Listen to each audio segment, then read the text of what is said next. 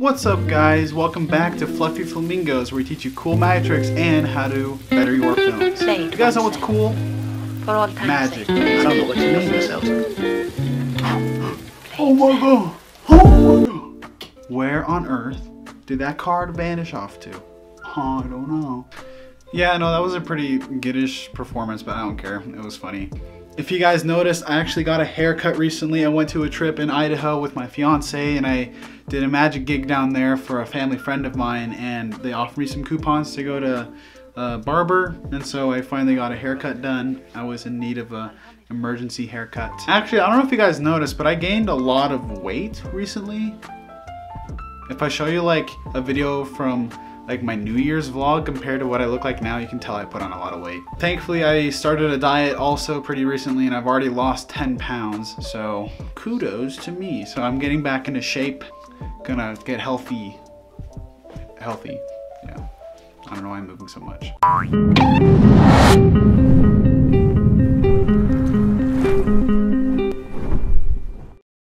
Today, since you guys haven't seen me in a while, I have a video for you. I've already done this before, but I really like the way it turned out last time, so we're gonna do it again. I'm gonna show you 3 magic tricks. I'm gonna teach you one of them. Yeah, same as last time, so let's do it. Okay guys, so before we actually get into the video, I wanna talk about branding for a second. Like branding your channel, branding your website, whatever it is you wanna brand. I wanna talk about that for a second. So in my last video, I talked a little bit about finding your gimmick, your shtick, what makes you you, right? That was what it's all about. But I talked specifically about a certain sentence. I said, I'm not gonna go watch a gaming channel if it's gonna be showing me videos of a guy playing saxophone every now and then, right? That's not what I'm here for. Now, branding can do the same thing. If you are a gaming channel, then you're gonna want gaming related things in your brand. Or if you're a music channel, probably something that's related to music. Now, you're like, well, Shaw, you hypocrite, you. This channel's all about magic and film, and you called it Fluffy Flamingos. It has nothing to do with it. No, it doesn't. Ish. Not really. So if you want a brand specifically towards that theme that you created, that's great. But if you want something totally different like what I have, that flamingo in the corner, I'm gonna tell you a backstory as to why I'm called Fluffy Flamingos. Okay, where did I get the idea for Fluffy Flamingos? Well, let's jump back a couple of months and rewind everything.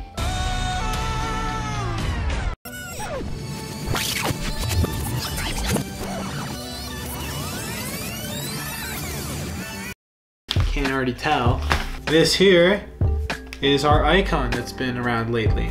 I love you, Flamingo. Okay. Right there, that clip, that's literally more than half of the backstory. I was like, oh, I need this flamingo light because I like flamingo style things. I like flamingo shirts, I like flamingo socks, I love flamingo ties, I love flamingo neon lights. Back then, I also had this little obsession with neon lights. I love neon lights, and I was like, oh, I need a neon light, I need a neon light. So I found this flamingo, I was like, dude, it's perfect, and I ordered it and I started putting it in videos. I was like, wait a second, why do I have a flamingo in my videos? So it has nothing to do with what I'm doing. At the same time, I was thinking in terms of my channel, I was like, I need to change my name and rebrand because no one is gonna find my YouTube channel if it's named Shy Mizrahi because no one can spell it. So I had to think of something, so I came up with like 50 different names. And then I came up with this one, and I started talking to people, which one do you like more, which one do you like more? But everyone just kept voting for the ones I didn't like as much as this one. And I really like Fluffy Flamingo, so if you guys actually look up the definition of fluff, it is the following. To make something appear fuller or softer. That is at least one of the definitions of fluff. When I started rebranding this channel, a lot of things in my life seemed pretty dark. I lost all my friends and everything, and I was transitioning out of high school to graduate and everything. Anyway, a lot of things just weren't adding up to what I would call happiness. So to me, the word fluff, making something appear more full and softer, I wanted my life to look good. I wanted to seem like I'm happy. I started creating this channel. It was for some pretty selfish reasons, but it eventually grew into something different. So it's more about me having fun and adventures.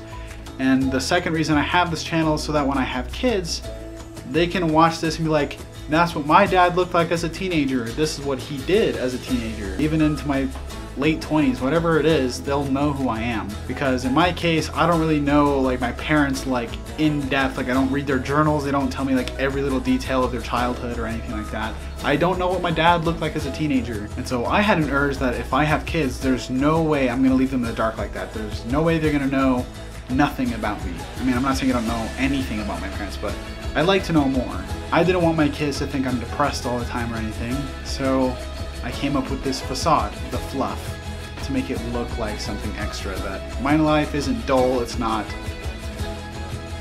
what it was. But I am a lot happier now. Things have changed, I've changed, and I truly am happy all the time. Now you know. And for viewers who are always curious about what this brand is from, there you go. Because I needed something to fill my title that isn't my name, so that it's easier to find. And I had that light, and then I added fluff into the title, just as something for me to personally reflect on. Anyway, just food for thought. If you guys always wondered that, there you go. The reason I'm bringing this up is because I now have my own store full of merch. I have the link down below on Teespring. You guys can go to the website and you guys can buy literally anything you want. I have iPhone cases, hoodies, shirts, even leggings for women, yeah. For women. I'm thinking about making some hats. I would really love my own hat. Whatever the case is, I'm making a lot of merchandise and you guys are more than welcome to go to that website. If you guys think that $27 is too much, I got a secret. Come here, come close. If you apply the promo code FLUFF, all caps, F-L-U-F-F, $10 off until my birthday. You guys don't know when my birthday is, y'all suck, just wait for it. You'll be like typing the promo code like, it must be his birthday. So anyway, go on ahead and type in FLUFF, all caps, for your promo code and you apply it and you should have $10 off of your purchase. So go on ahead. Again, link is in the description box below. You guys are free to buy whatever you want. Hoodies, shirts, tank tops. I even have a black section. It's called Premium Dark. I had to take a look, guys. Hope you guys really like it. I know I already bought a hoodie and my fiance some leggings. So I'll be wearing my own hoodie pretty soon, because especially now that it's fall. So okay. Forget everything. We're going to do some magic, dude. Let's do it.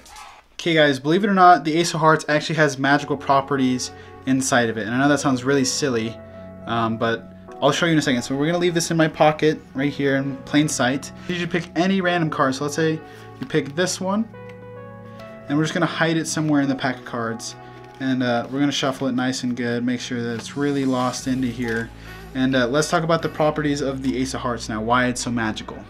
So why it's so magical is because no matter where you stick this into the deck of cards, if you put it on top, in the middle, in the bottom, it's always going to end up right next to your card. So let's put it in somewhere randomly. Let's push that in. And let's just cut it up, make sure it's nice and fair. And let's see where it landed. Let's look for the Ace of Hearts together. Looks like the Ace of Hearts is right here. So it's in between the Eight of Clubs and the Joker. So which one is your card? Neither one of these is your card. That's weird. Well, then you guys are in for a real treat, because this means that the Ace of Hearts is at its highest capacity. It actually turned right into your card, the Five of Clubs. Okay guys, I've been working on this for a while, but basically you choose any card you want, and then you hide it into the center somewhere, and then if I spring the cards, it should put your card upside down, just like that. Okay, let's try it one more time. So we choose any card we want, in this case the Two of Diamonds, and then we shove that into the middle somewhere. We'll cut it, and then if I spring it, oh wait a second, what was that? It actually springed it into another color, Two Diamonds. What that trick is called, it's called Jedi Flip, Simon Black, I believe. On Project S he teaches it. So, okay, last trick. So we're going to choose any card we want. Let's go ahead and take a look. And basically we're just going to hide it into the deck somewhere and shuffle it nice and good. And so the whole point of this is to be checking my pockets, because they should be empty. So yeah, it's empty. And you can have any spectator come up and try it, but essentially if we check my pocket a second time, right away your card is actually in there, the Queen of Spades. So we can try it again. We can shuffle this up as much as we want, and then they can check my pocket or whatnot, and then you actually go in again, and there's the Queen of Spades. So a lot of people already know how it's worked, so I'm just going to show you anyway. So this is how this trick works. You basically palm the card, and then you go into your pocket like that, and then pretend to pull it out, and you're like, oh, it's your card, and then everything like that. So anyway, that's one way to do it. Anyway, I like to do it the magical way, so people are already kind of confused, but just watch carefully. My hand's empty. If I go in my pocket, then actually the Queen of Spades is still in there, and that is in fact the only Queen of Spades we have in the pack of cards. Okay guys, so welcome to the tutorial. This is the only thing you're gonna need. It's called a double facer. So I've been talking a lot about double backers, and it's basically this, but with a back on each side. And so what we're gonna be using this for is a little bit of smugglery. So you're gonna hide this into your pocket after whichever pattern you'd like. Obviously they don't see this side, but that's gonna go in here. So then they're going to choose any card they want, let's say the 10 of Spades, and you're going to put it into the pack, and you're just going to shuffle it and control it to the bottom to whichever way you'd like. It can be whichever control you're most comfortable with. Now before you bring the Ace of Hearts back out, you're actually going to do a special move called a half pass, and that's essentially turning the bottom card upside down. So without the deck, you're basically curling your index finger underneath, and then flipping it under like that. So extending your fingers and pulling it back. So from under the deck it should look like that. It's pretty easy to do, but it's a lot of practice because like then I just flashed pretty hard. But you just gotta do it fast, or I think slower is easier for me. But eventually you're just gonna bring this out, and you're gonna bring up that pattern that no matter where you put the Ace of Hearts, it's always gonna be right next to their card. So this is why it has a double face, so it's undetectable when you flip the deck over. So you can put it wherever you want, and then you're gonna have to cut the cards a little bit, so that way the face down card, their card, is somewhere in the middle, right? So here's a 10. So if you look through, my other half is the 4 of clubs, right here. So this is my double face, right here. But no one sees that it's a double face because it just looks like the rest of the deck. So everyone just assumes that this is the Ace of Hearts. So it has to be either the 7 or the 2 of Spades, but obviously it's not. So now you've been leading them up to a point that'll never happen because you have a twist ending, and that is that it turns into your card. For this trick to actually be the most effective, let me get rid of this for a second. I'm using the Ace of Hearts and the 4 of Clubs. So before I start the trick, I'm gonna go find the Ace of Hearts and the 4 of Clubs. So I get rid of these, and the reason is because let's say I'm using the Ace and this is already in here, right? If I'm going like, okay, we need to find the Ace of Hearts, obviously I'm already screwed.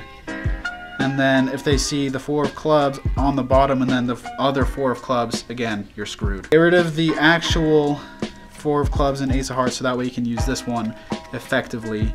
And you can use whatever 2 cards you like. You can use Ace of Spades, you can use a face card, you can use a 3, a 2, whatever. You can use whichever one you want for either side. And that is it for this tutorial.